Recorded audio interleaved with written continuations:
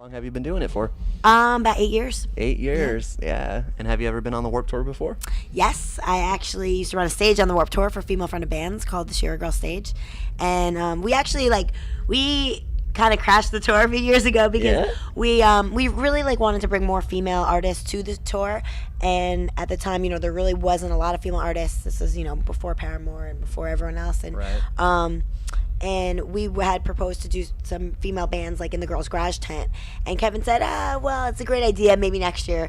So we kind of didn't take no for an answer, and we had a pink RV that we were touring in, and we just drove into the grounds and set up across from the skate ramp, and Kevin actually loved it and said, so you guys on for the rest of the tour? So that was pretty cool. And then from there we gave the proposal in to do the all-girls stage. So The girls got to talk them in. Talk them into it. The traveling can get really brutal. Mm-hmm. You have any funny stories about being on the Warped Tour from this year? Yeah, well, actually, it's so funny. We were just talking yesterday because it's so far, so good with this year. It's been uneventful, which is a good thing. Knock on wood, because we don't want any more crazy stories. But actually, when I ran my stage a few years ago, the stage actually got totaled. It was crazy. Our driver was texting. Kids, don't text while you drive. Nope. And it got totaled. But it ended up being kind of cool because the tour stepped in and hooked us up with an even bigger, better stage at the time.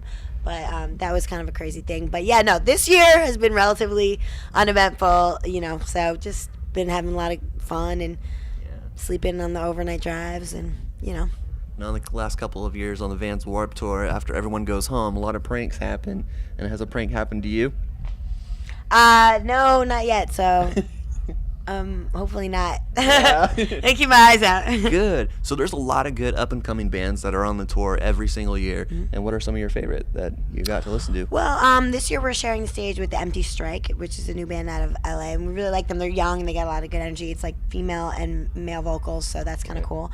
Also, Automatic Love Letter is great. And Tip the Vans, our friends from back home from the East Coast. They're from Connecticut.